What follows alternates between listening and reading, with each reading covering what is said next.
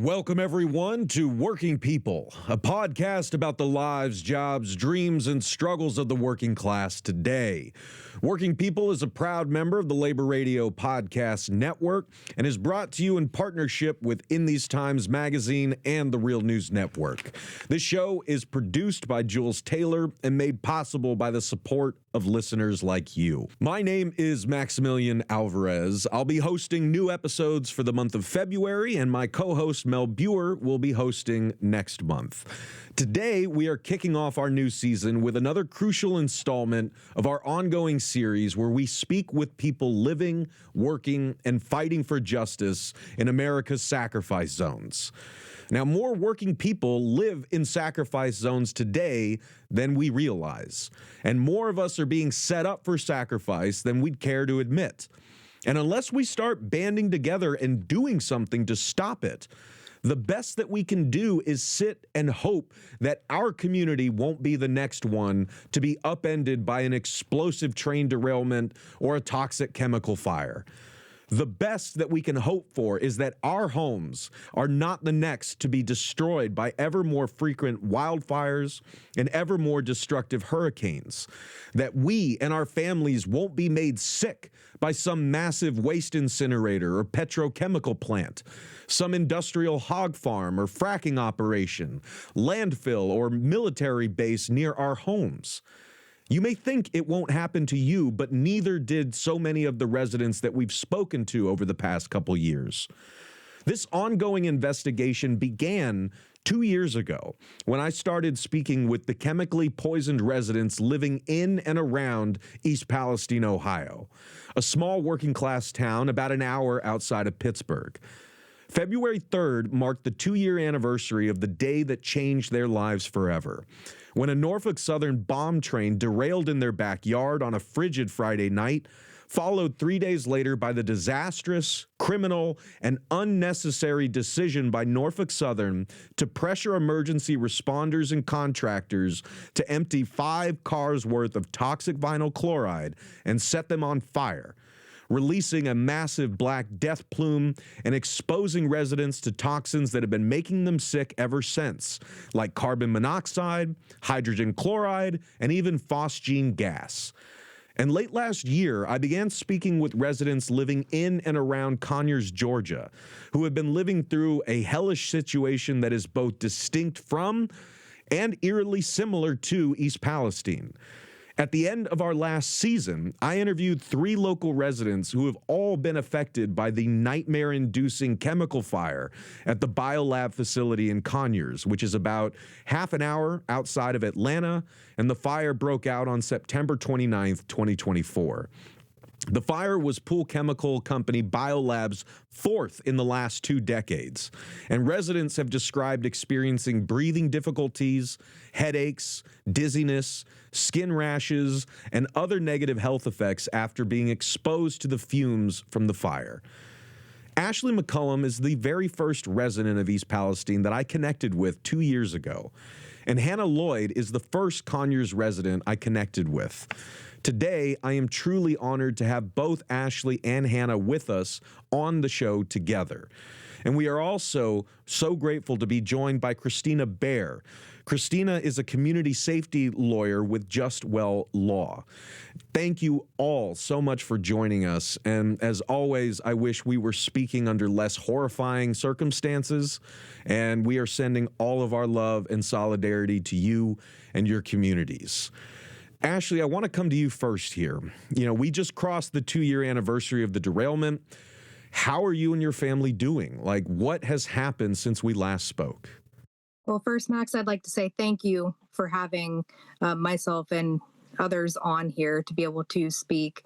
It's been a long, stressful ride.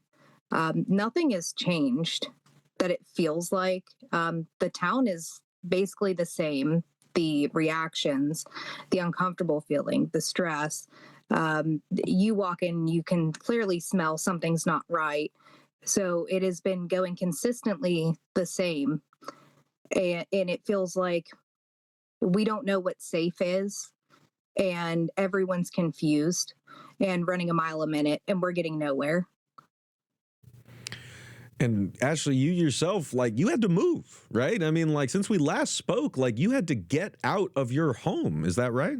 Yeah, but you still have to deal with the burden of what happened, your forever home, that you don't want to put that forever problem on someone because we don't have clear answers of what we can do. I mean, I continue to pay a tax on something that I don't want to put on someone else, and I don't know if I'm okay doing so, and haven't had the right directive from anyone involved in the incident that happened on February 3rd. Man, and I want to dig into this more, and we will over the next hour. But Hannah, I want to come to you because, you know, you're one of the voices that our listeners last heard at the end of last season. And I wanted to just ask, like, if you could tell our listeners about what's been happening in your life and in Conyers since we last spoke a few months ago. Well, one thing that has recently happened is the fire chief resigned. And we're not sure why. And they are still running, but they're not manufacturing, is what they're stating. Since we talked last, I up and left my house, and I had to move away from everything that I ever had. And I'm better, but I'm not, if that makes sense. It does. I mean, could you tell people a little bit about what that was like? I can only imagine, like, what you're going through leaving your home. We talked about the health effects that you were feeling living near Conyers. I mean, like, have those lifted since you've left? I mean, like, I guess, yeah, what weight are you carrying now that you've had to leave your home to escape this tragedy that you did not cause? So since we've left, yes, we're better. But every time we go back to get more stuff that we need, we get re-exposed and we get sick again. The last time we went, me and my daughter went up, and within a couple of hours, she was vomiting. She had a surgery performed when she was 6 weeks old, where she's not even supposed to vomit. So if she does vomit, that means something serious. So that means that whatever it is still there. And it's almost like it's getting worse. So not only was she sick, I was sick. So trying to pack more stuff up and be sick and all that stuff, it's just hard. And you know what you have to do for your family and your kid, but you also know that there's just no one holding any accountability still.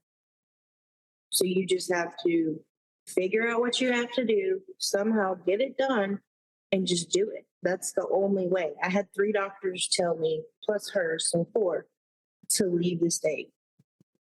That's all that I could do to get better. And we did.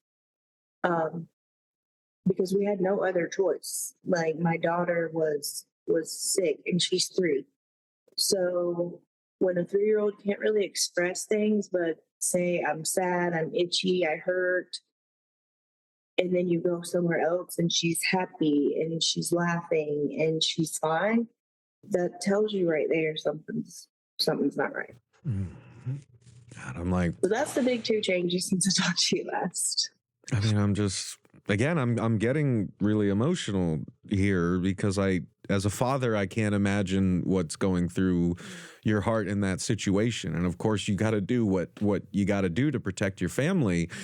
But Kristina, I want to kind of bring you in here on this because escaping danger is not accountability for the people who have caused residents like Hannah and Ashley to leave their homes. Like, I want to ask, like, first, if you could say a little more about the kind of work that you do and about, like, your involvement in, you know, the case of East Palestine. Like, what have you been seeing from your side as a community safety lawyer about the situation that folks in East Palestine are really facing right now? Well, I'm a survivor of toxic exposure myself. And so I started a little law firm called Just Well Law to help other families.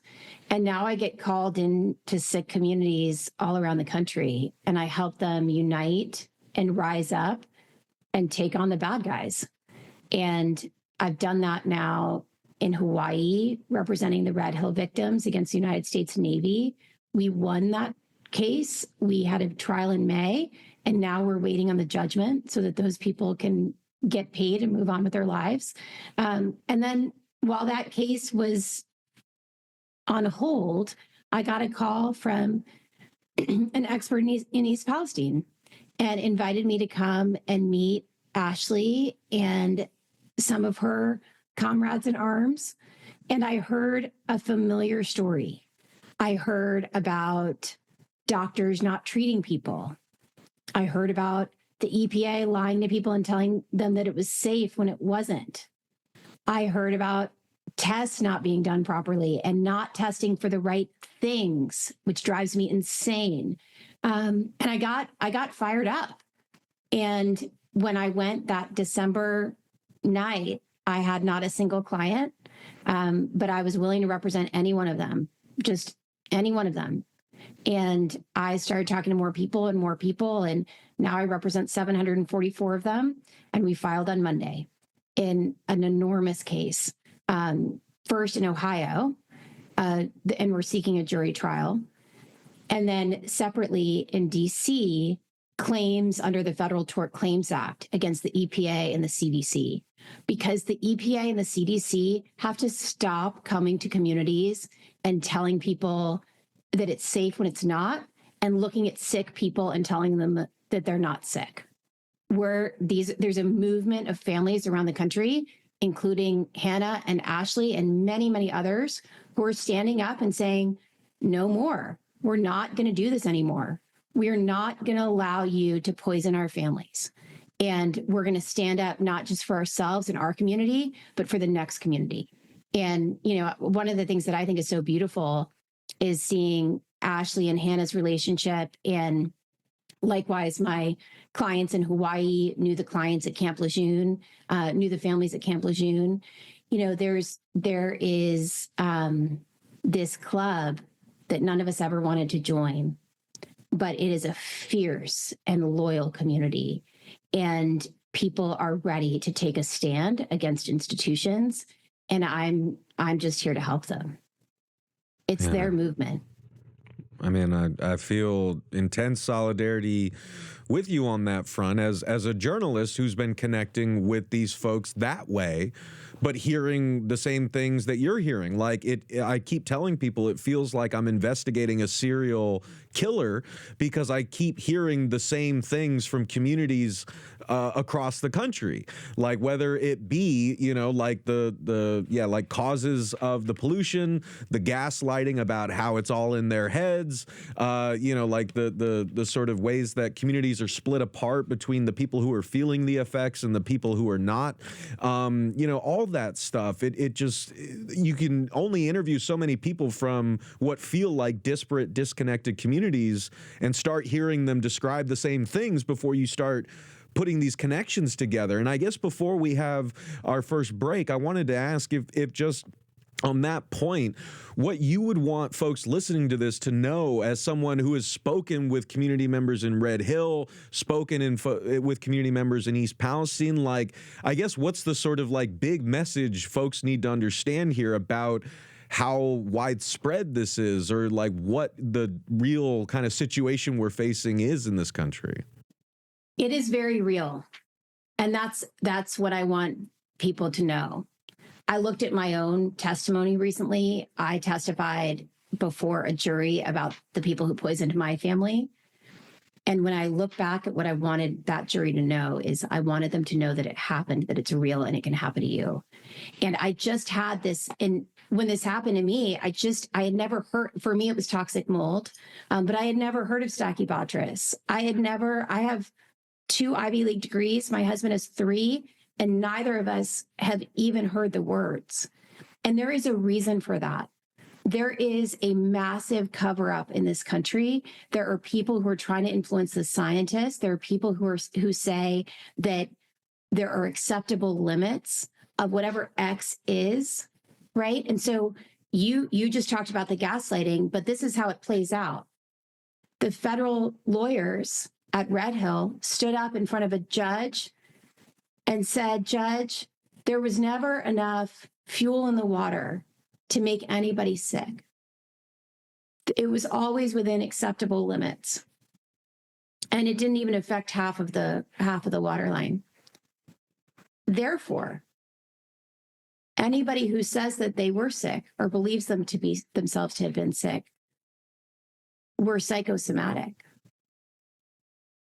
I mean, these are federal officers called my 7,000 clients who had rashes, vomiting, diarrhea, kids who had welts on them, esophaguses that were burned, pets that were throwing up. All of them are psychosomatic. All of them. And of course, that's what they said about me in my own case. I was just a stressed out mom during COVID, right? In every case, they said the same thing. It's all within acceptable limits. And therefore, anyone who says they're sick, really is suffering from a lot of stress. Well, what caused the stress, dude? Right? It makes me so angry because I hear that same thing day in and day out, this BS about acceptable limits. And, no, I know that Ashley and people in East Palestine are sick because I hear the same symptoms, the brain fog, the short-term memory loss, the intense sweating in the middle of the night, right?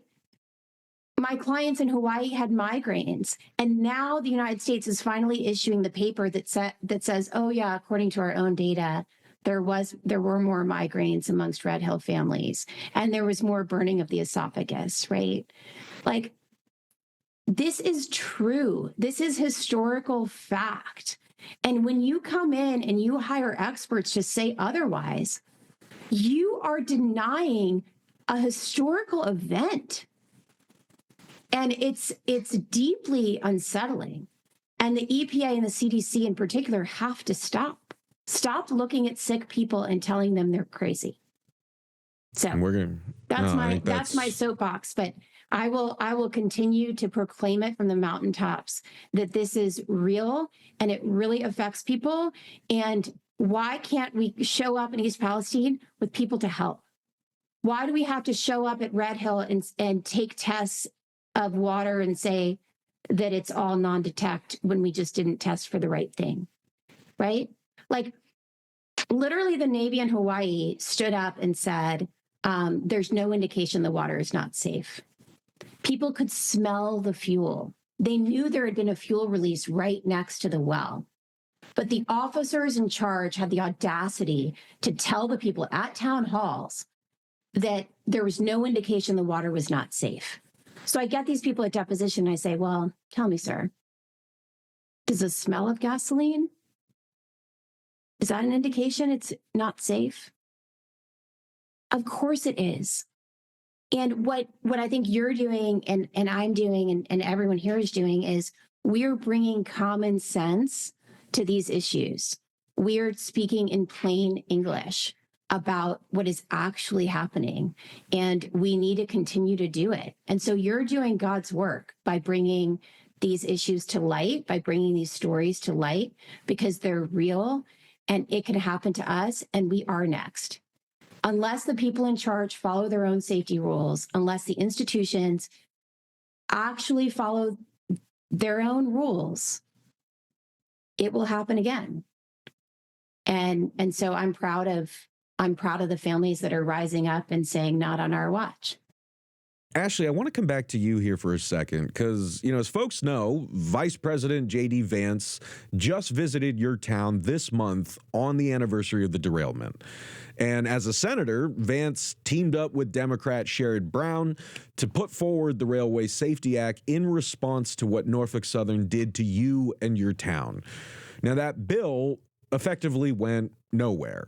But when Vance was in East Palestine earlier this month, he did vow to the cameras that more action would be taken, particularly on holding Norfolk Southern accountable and implementing new rail safety measures. So let's take a listen. And you can be damn sure that over the next 6 months, you're going to hear a lot from the Vice President of the United States and the entire administration. If Norfolk Southern doesn't keep these promises, we are going to talk about it and we are going to fight for it. And so certainly I think that we can say with confidence the president shares my view that we need some common sense rail safety. And yes, that is something that we're going to work on over the next couple of years. So that's what Vance said. Ashley, how did that trip go? How did folks in town respond to the vice president being in East Palestine? He has been here multiple times before. Any help is good help to the community. I mean, people look at different colors, different sides. It doesn't matter. Anyone that's willing to help, and hopefully things can go through a lot quicker, and they should be, because we're just one example as to why these should have been put in place beforehand. And I hope that he comes back and makes as many visits as he did before to help us and get these things put in place, because we were all just people sitting in our town enjoying our normal evening. And because this wasn't there and things weren't done correctly, we're now here in this situation talking to you. And granted, we, all of us enjoy talking to you, but it shouldn't be a situation that it should come to this. And we should be going through it because we already see this big disaster. So it would be a good idea for things to be put forward quicker if possible. And as you know, we've talked about ad nauseum on the show with residents of East Palestine, with residents here in South Baltimore who are also being polluted by another rail company, that's CSX Transportation. We've spoken with them on the show. So I'm not going to go into the whole kind of explanation here, but you guys who listen to the show know that, like, when we say the Norfolk Southern train derailment in East Palestine was avoidable, it's because we've heard directly from railroad workers that they are chronically understaffed, overworked. There aren't enough guys to check the cars to make sure that faulty, systems like the one that the train had with its bearings, like, don't end up with, trains on the track that shouldn't be there, right? You have people in place to make sure that doesn't happen. You have safety layers done by union workers across the rail industry who have been getting laid off, having more work piled onto fewer people for years, right? All of these top-down corporate and Wall Street minded decisions to cut costs and boost profits have translated to, a railroad system that, has over 1,000 derailments a year, and, workers fleeing the industry en masse because they can't take this anymore. And they keep warning that more catastrophes like this are going to happen. And so, of course, we would be hypocrites if we didn't say we were in favor of more rail safety, of more accountability for these companies. And frankly, I don't give a crap if the person helping residents of East Palestine has a D or an R next to their names. Just help. These people need help. That's all we care about right now. But to this point, it's not just rail safety that community members need. And Kristina, I wanted to ask if you could say a little bit about, the other needs that folks in town and around. Let's not forget, it's not just East Palestine, Ohio. It's the Pennsylvania side. It's folks from miles around. Like, what do folks need that are not going to be addressed by more rail safety and more accountability from Norfolk Southern? I think more than anything, they need healthcare. Right? When a disaster like this happens, why can't we come in and teach doctors how to treat toxic exposure? Why can't we talk about how to detox the body? Why can't we talk about some of the signs that you might look out for things that might happen down the road? Instead, the EPA comes in and says, it's going to be in and out of your body in 48 hours. I don't know if you have heard this, Max, but I've heard that at every site. Okay, well, vinyl chloride in and out of your body in 48 hours. Jet fuel in and out of your body in 48 hours. Where is this 48 hours coming from? What scientific ground is there for this 48 hours BS? That's not true. And people are sick, and let's help them get better. We know how to treat toxic exposure. We know, for example, that there are people who are exposed to these chemicals in their vocations. What are the treatment protocols we've developed for those people? What are the blood tests we have had them take? How about just CBC count for people? Can we help them get better? And instead, we come into these places and we tell the doctors not to help anybody. So I think that we need some real medical care and from doctors who care, And it should really be noted that, this is explicitly what residents have been asking for, demanding. There are, coalitions like, the East Palestine, Justice for East Palestine Residents and Workers Coalition, like folks from in town calling for, the President Biden and now President Trump to issue an emergency declaration for East Palestine, which would unlock a suite of federal resources, including guaranteed health care for all affected residents who are bioaccumulating these toxins in their bodies. They're feeling the effects of them. I was standing in East Palestine like last year. I could smell the damn chemicals. I could taste the metallic stuff in my mouth. Like, imagine living in that stuff for 2 years and being told, it's all washed out of your system. Like, I mean, this is the kind of gaslighting that we're talking about here. But you can feel the lie just by standing in the middle of the street if you're there in East Palestine. And Hannah, before we go to another break, I wanted to ask you, what, if anything, has been done to address, the causes of the BioLab fire and the impacts that it's been having on your community?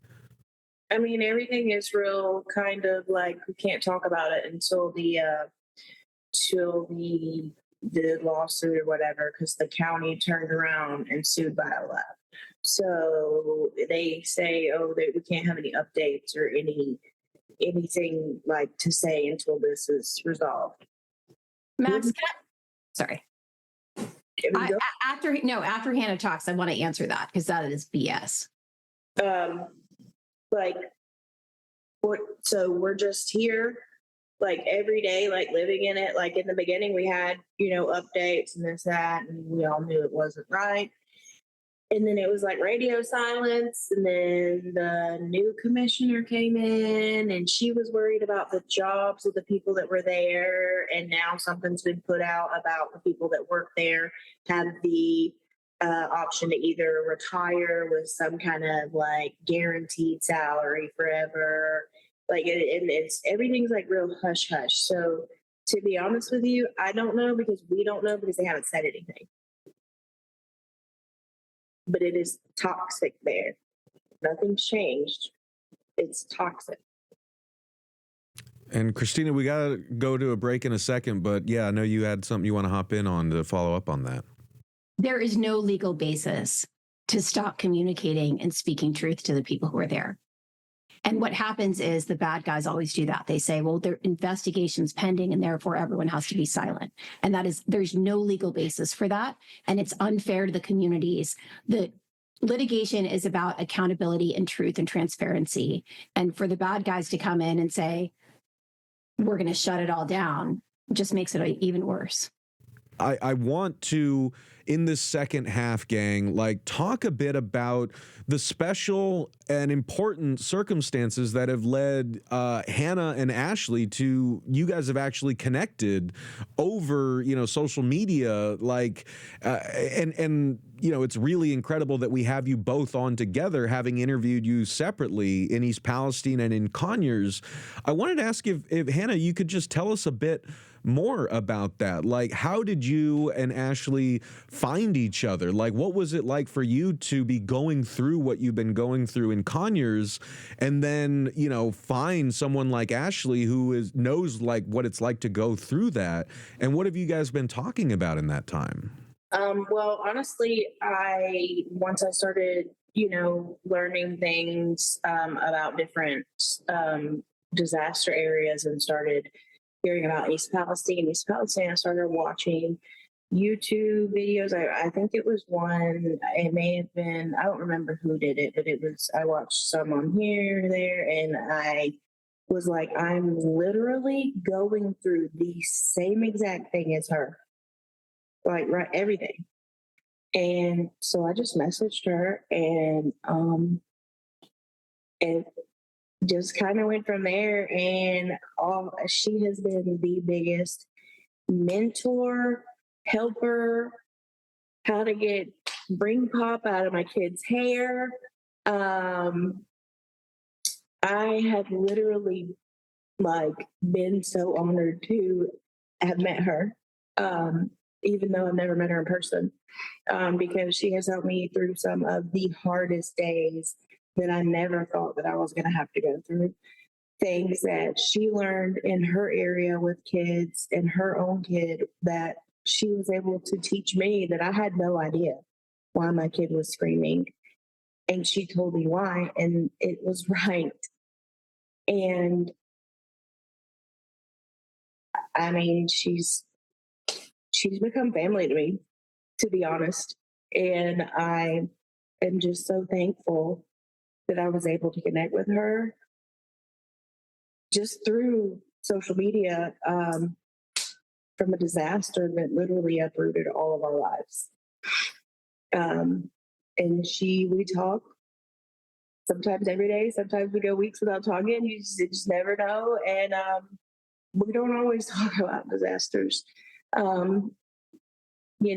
talk about stuff to do with my kid that I never even thought of. How to make something simple for dinner. I mean, we talk about it all. So it's not always disaster related, but she taught me about chemicals, dioxins, what to ask my doctor to test me for, what to ask my doctor, things that I never thought I would have to ask anyone or my doctor. And so, like I'll say again, it's literally been an honor for her to be my friend. Ashley, what is it like to get a message like that, having gone through what you've gone? I have to imagine it's both bittersweet because it's like it's happening again, but like you can hear how much it means to someone like Hannah. What is it like for you to get a message like that?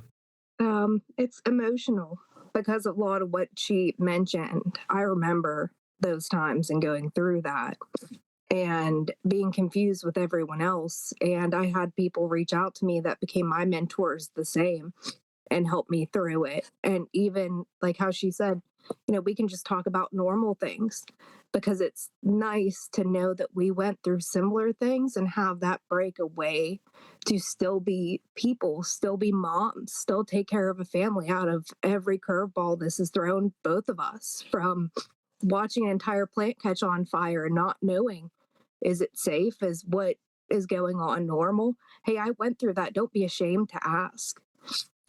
A lot of people need to understand, we were there.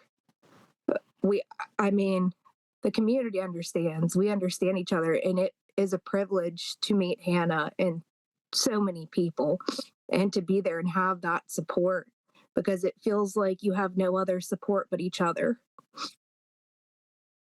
And I guess, like, if there are folks watching this right now who are living near a landfill that they suspect is contaminating their water, making them sick. Like, if there are folks listening to this who are saying they are describing what I'm feeling, the same way, Hannah, you felt that when you watched Ashley. I guess, like, what would be your message to folks out there right now who maybe believe that it's nothing, or, maybe it's all in their heads? Like, what would you advise them to do? Well, I mean, some people it didn't affect, and some people it did, and some people still are unsure. I mean, if you're really unsure or you're on the fence, message me. I'll talk to you. I mean, I have no shame in anything. I lost everything I ever had. So, you can't. I mean, you can't. I'll be here. Like, I'm here. Like, I'll talk to you. I may have to call Ashley and ask her because I may not know, but I will talk to you. I'm here. I have people in, Max, Kristina, on our other interview. We talked to her still. I mean, we all kind of like help each other, I guess. So if you're in doubt, just reach out, because even though you may not be for sure, think it's in your head, just if you want to know, just ask. What do you think, Ash? Don't ever be ashamed to ask anything, especially in this. Don't ever be ashamed, or don't ever feel like you're the only one, because you're not. But just remember that you're not the only one, and it does get hard, and it gets lonely, and it gets tough. And Kristina, I want to kind of toss that to you as well. Again, as someone who's seen this from your side, working, like as a lawyer, but like hearing these stories from folks in affected communities as far away as Hawaii to, here in Ohio or, anywhere else. What would you say to folks who are maybe feeling that or thinking that as they're hearing us talk right now? Like, what would you advise folks to do if they suspect they are also being contaminated, poisoned, lied to about this stuff? Look for the helpers and look for the truth tellers. And they're always there. And when I was in Hawaii, I showed up in the midst of it. I mean, not November, it happened in November, but I was there the first week of January. And so I was there to help point people to the tests that Ashley's talking about, to say, here's what you need to ask your doctor. I'm showing up in East Palestine a little bit late just because I was invited late. And these events kind of happened around the same time. So I was focused on Hawaii. But in each case, there are truth tellers. There is someone who worked for the railroad who tried to get on neighborhood pages and warn people about what they were being exposed to. There are good people, and there are people who are telling the truth, and find them and then follow them and ask questions and find each other. Find the helpers, find the truth tellers, and find each other. And on that, I think, again, this is like really important, powerful lessons for folks listening and watching to take to heart. And before we go to our break, Kristina, I have one more question that you sort of referred to earlier in our conversation. I think it's still really hard for a lot of average Americans to confront the reality that their government is not looking out for them. I've heard it from affected communities who trusted the EPA when agents were telling them, you're fine. And then they keep accumulating the evidence in their bodies that they're not fine. So, like, before we go to our final break, do you have any other kind of thoughts you wanted to share on that about folks who are still trusting of the agency that was set up to protect us against things like this? How do we manage, like, the sort of the truth tellers, the whistleblowers, the folks who are there who want to help residents, mixed in with all these other interests that maybe don't? It was hard for me to come to terms with, as I used to represent the United States, and I believed I was one of the good guys. And I think I was charged with doing the right thing. And so when I had people standing up in federal court, these lawyers saying that, it basically didn't happen, I was personally upset, because our country is supposed to represent us. Our country is supposed to do the right thing in those circumstances. Our federal officers are supposed to tell the truth. And then I kind of learned, like, actually that was a really good for me from a litigation perspective. I'm so glad they took that approach. And I hope that the railroad does the same thing, because the jury, a jury and a judge, it doesn't go far with them. But I think you're going to learn, when you're faced with this, to start trusting yourself too. So I said, find the truth tellers, find the helpers, find each other, but also find yourself. Because your mama heart or your dada heart knows.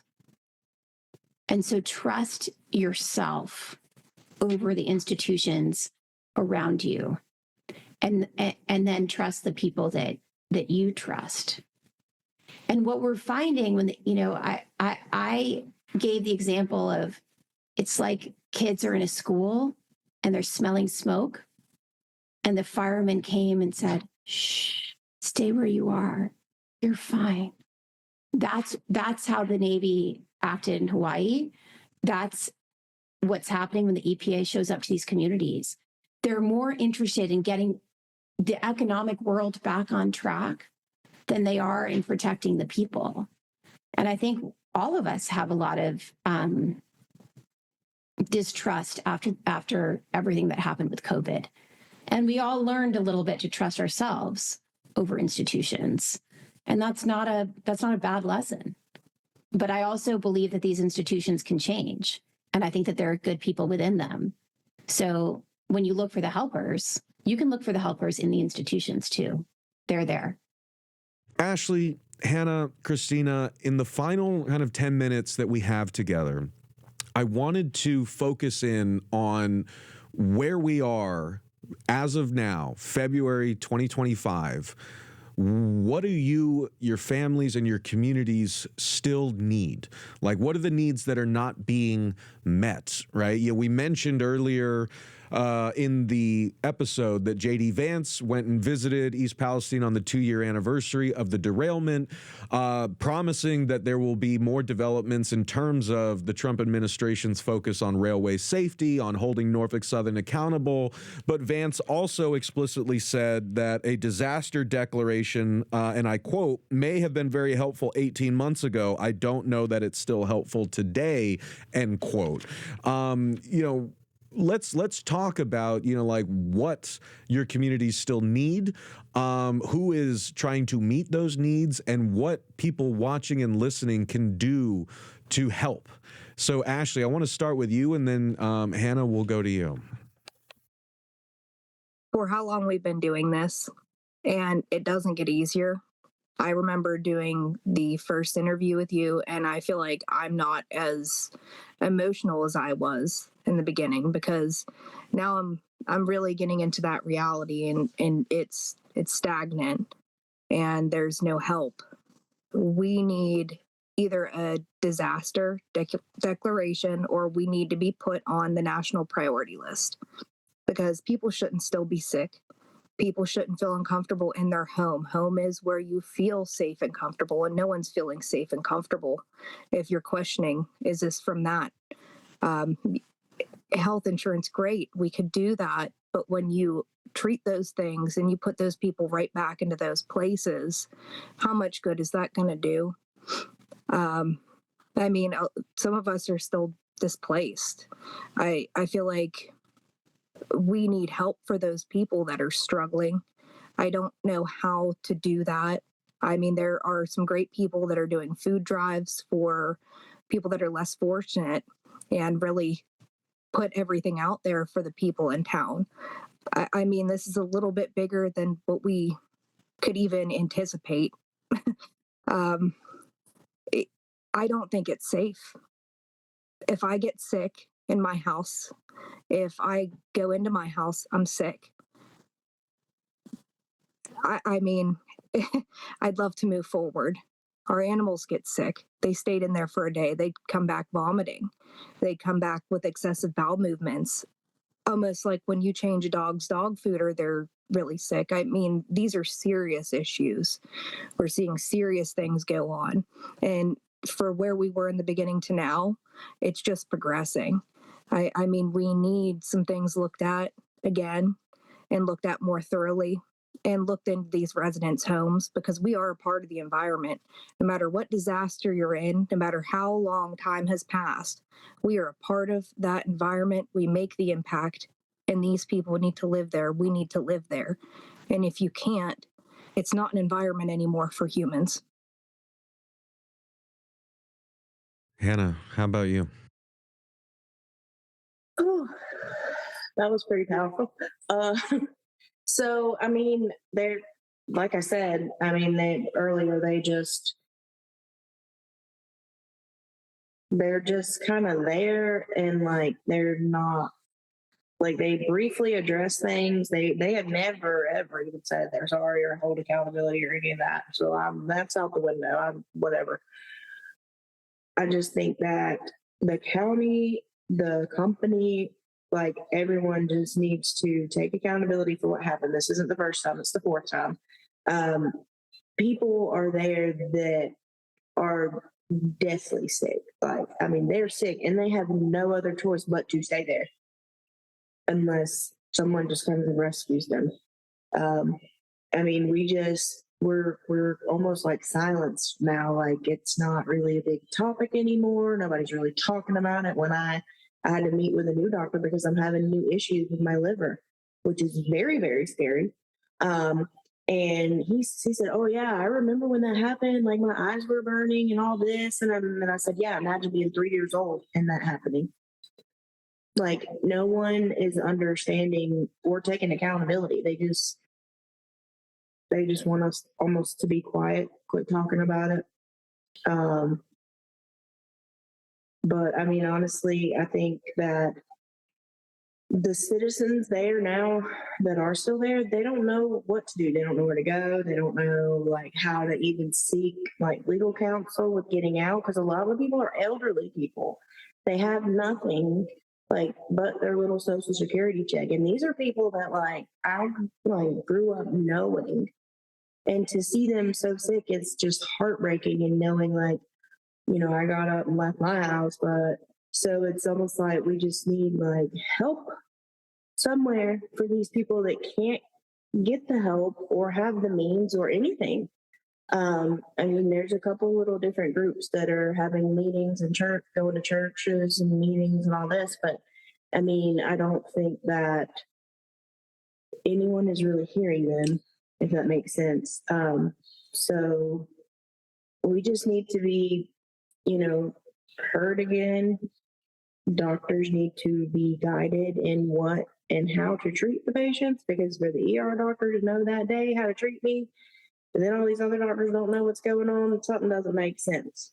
So the doctors need to know how to do the care. They need to know how to treat people. They need to know what to tell people get out, like me and my kid, get out. So we just need to know what's going on. Like, don't tell us that we can't talk about it because the county's suing y'all and we can't tell you why, like, or any kind of progress. Like, just give us an update. Y'all did that in the beginning. Why can't we have it now? What happened, like, to where we can't know anything, if that makes sense. So it does. It makes grim, necessary sense, right? I mean, it like, it's the bare minimum of what people should expect, and we can't even get that. Like I said at the first show with you, Max, even just I'm sorry, still haven't even gotten that. Still, and like again, like by all appearances, it looks like we're heading in the exact opposite direction of where we need to go in, because like when we use the term sacrifice zone, which is a horrible, ghoulish term, in a just world, that term would not exist, right? I mean, but when we're just saying that, what we mean is what you've just heard Ashley and Hannah describe. It is an area where people have been left to live in conditions that threaten life itself, and have been left to flounder there, to either move if they have the ability to, or stay, wait, and die. And that is unacceptable. And that is how we are treating more and more of our communities, whether they be in the path of toxic industrial pollution or, you know, like intensifying weather events through man-made climate change. Like the thing that is consistent is that working class communities, working people, like, you know, just living their lives, are having their lives obliterated and having like no help when they need it most. And we as a people, as a class, like as humanity, need to do something to band together and say enough is enough. And in the final kind of minute or two that I have, you guys, I wanted to just go around the table and ask if you had any final messages on that front to people listening to this and watching this, whether they live in a sacrifice zone or not. Like, what do you want folks to take away from this conversation? How can we fight back, and what's going to happen if we don't? So I guess, Ashley, let's start with you, Hannah, and then Kristina, please close us out. It doesn't hurt people that are sitting there and do not have a disaster or aren't aware of a super fund around you. It would be good to be knowledgeable of those things. It would be good to get your water tested, your well tested, get your house tested, make sure that your air's clean, because if this happens, there's no basis for you to have a guideline to refer back to.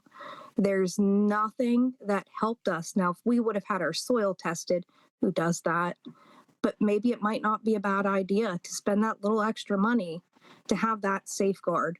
If this does, and it more than likely will, depending on how close you live to a rail site, a big factory, any truck could be driving down the road and spill, and your normal evening could be like mine. And 1 minute it was there, and the next it's gone.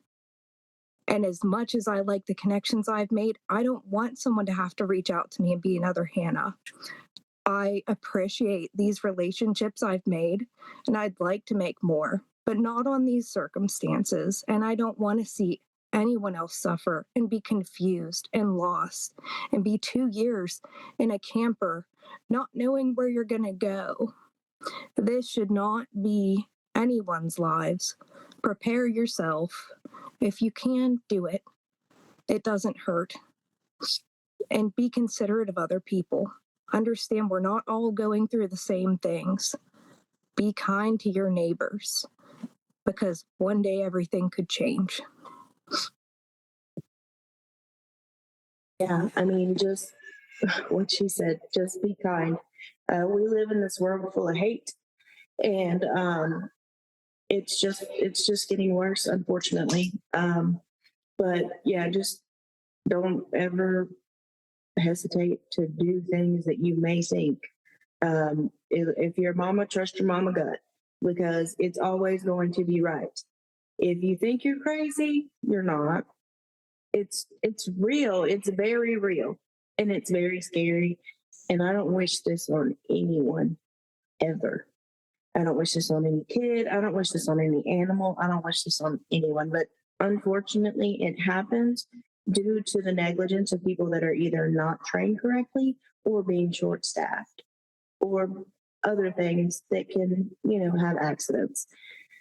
But just do your research. If you're going to move, Ashley helped me when I was moving. She's like, make sure you look, see there's Superfund sites, stuff like that. Make sure you know where you're going, because you don't want to move from one disaster zone to another disaster zone. Well, who would have thought of that? Because I didn't. I just was trying to get out. So, I mean, yeah, like she said, like, just connect with people, make friends, be nice. Everyone is going through something. You don't know what someone's going through. Just be nice, and there's people out there that have gone through it or are going through it and can help you and will be there for you. I will. I think that there's a role for the law here too. I still believe in the rule of law. I still believe in our American jury system. And American juries are entrusted with enforcing the safety rules. But the system only works if the people are brave enough to bring the claims. And so I hope that one way we can help these communities is to show up and help them bring the claims, because the law is about compensation for people who have been victims of negligence or worse, of fraud, right? There's more than just negligence here. And deterrence of the bad conduct in the first place, prevention. And you can't have one without the other. So I hope that the law can be one tool in these communities for people to come together and demand change and demand truth and demand accountability and demand the compensation that they need to get out of the contamination. Because if you are in a contaminated house, I promise you, please make plans to leave. Do whatever you can to leave. And I know some of you think you can't afford to leave, but you can't afford to stay. I've had clients who have died in the houses I told them to leave. So one of my firm is called Just Well, because I truly want people to be well. And my hope and prayer for all of you who are affected from exposures is that you would get well enough to get help and to help others and to get out. All right, gang, that's going to wrap things up for us this week, and I want to offer my heartfelt thanks to our three incredible guests today, Ashley McCollom, Hannah Loyd, and Kristina Baehr. We're going to see y'all back here next week for another episode of Working People, and if you can't wait that long, then go explore all the other great work that we're doing at the Real News Network, where we do grassroots journalism that lifts up the voices and stories from the front lines of struggle. Sign up for our newsletter so you never miss a story, and help us do more work like this by going to therealnews.com/donate and becoming a supporter today. I promise you, it really makes a difference. I'm Maximillian Alvarez. Take care of yourselves. Take care of each other. Solidarity forever.